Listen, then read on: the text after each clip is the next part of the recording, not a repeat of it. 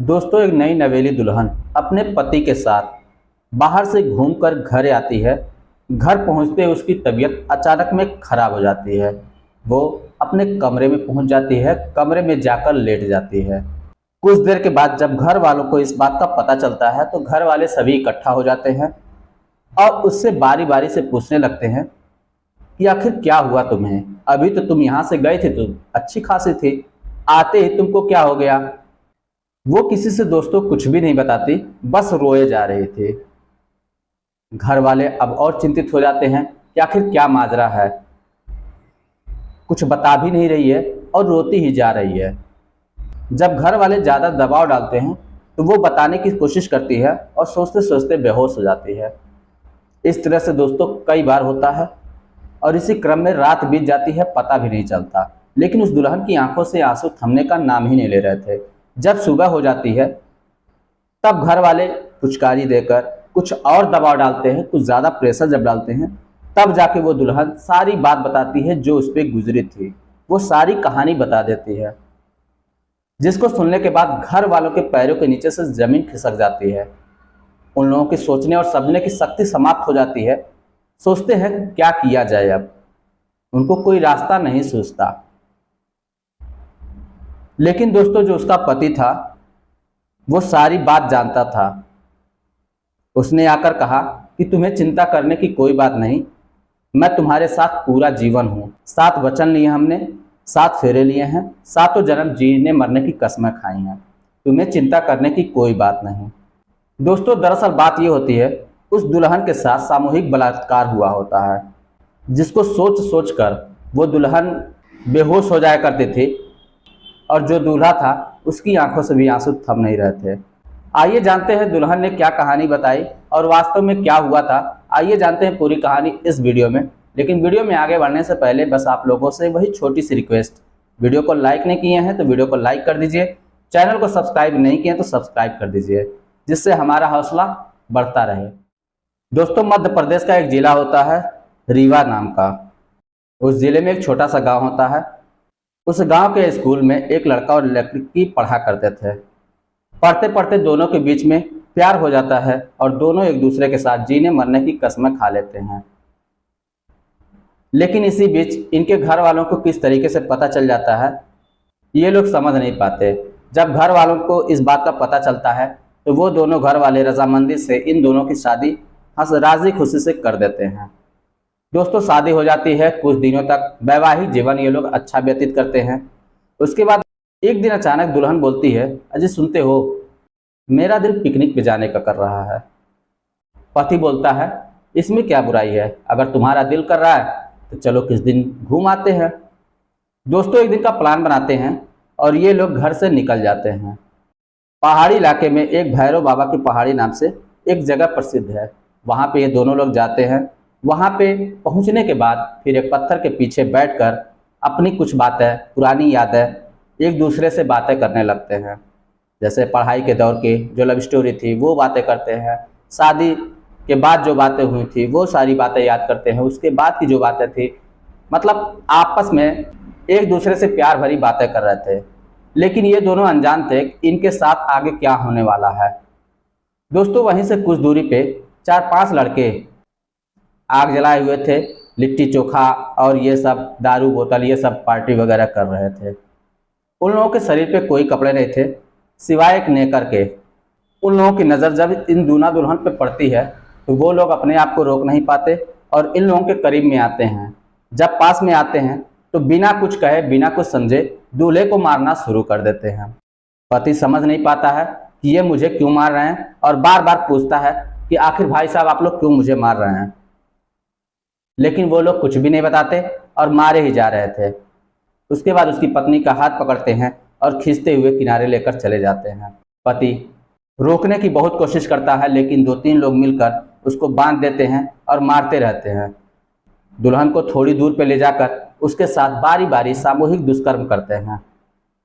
पति ये सब आंखों से देख रहा था, वो मजबूर था, कुछ कर नहीं सकता था। इस तरह से करते करते जब 1-1.5 घंटे बीत जाते हैं, उसके बाद इन लोगों का जब मन भर जाता है तब ये लोग अपने एक दोस्त को फ़ोन करते हैं और बोलते हैं कि यार तुम लोग कहाँ हो, तुम लोग भी आओ, बहुत गजब की मुर्गी फंसी है, जितना जल्दी आओगे उतना ही जल्दी पाओगे।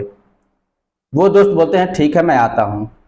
कुछ देर के बाद 3 लोग और वहां पे आ जाते हैं।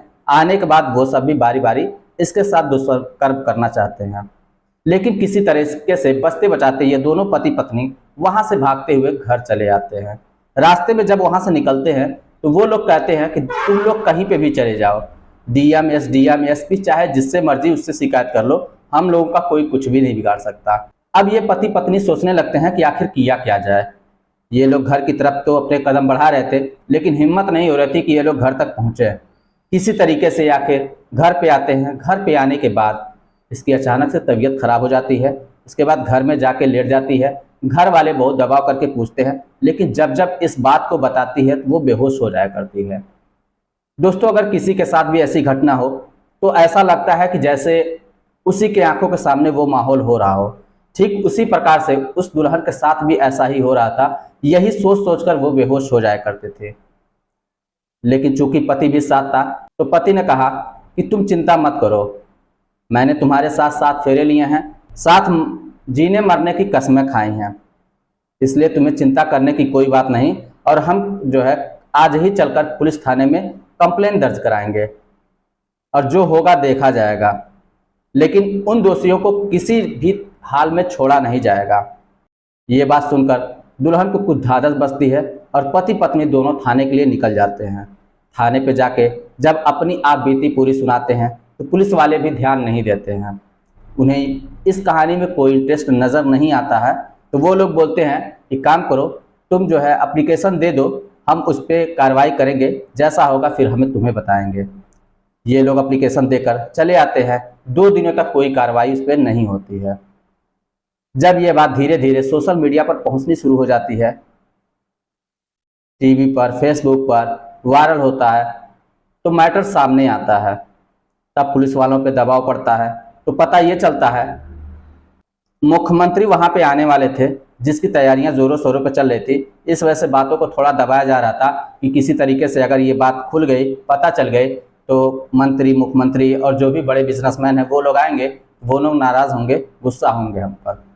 लेकिन जब सभी तरफ से दबाव पड़ता है तो फिर पुलिस अपना कार्य करना शुरू करती है।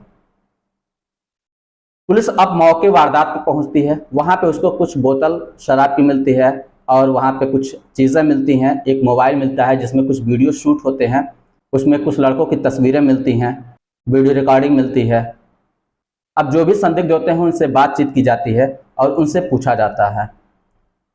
तो वो लोग जो है जो भी होते हैं वो तरह तरह की कहानियां बताते हैं। बोलते हैं साहब हम लोग तो गरीब आदमी हैं और किसी तरह से मेहनत मजदूरी करके अपना पेट पर्दा चलाते हैं, अपने परिवार का खर्च वर्च चलाते हैं। पुलिस लगभग यकीन भी कर चुकी थी इन बातों पर, लेकिन जब वीडियो सामने मिल जाती है उसके बाद पुलिस उन लोगों को दोबारा फिर से बुलाती है और बुलाने के बाद फिर सख्ती से जब कार्रवाई करती है, सख्ती से पेश आती है, तब जाके सारी बात उगलते हैं और कहते हैं कि हाँ हम लोग ऐसा ही करते हैं, जहाँ वहाँ पे जो भी प्रेमी जोड़े जाते हैं उनके साथ हम लोग ऐसा ही करते हैं और एक नहीं कई बार हम लोग कर चुके हैं। और साथ ही साथ हम उन लोगों को धमकी भी दिया करते हैं कि तुम लोग जाके किसी से भी बताना नहीं। बहुत से परिवार ऐसे होते हैं जो लाज और शर्म की वजह से कुछ भी नहीं बताते।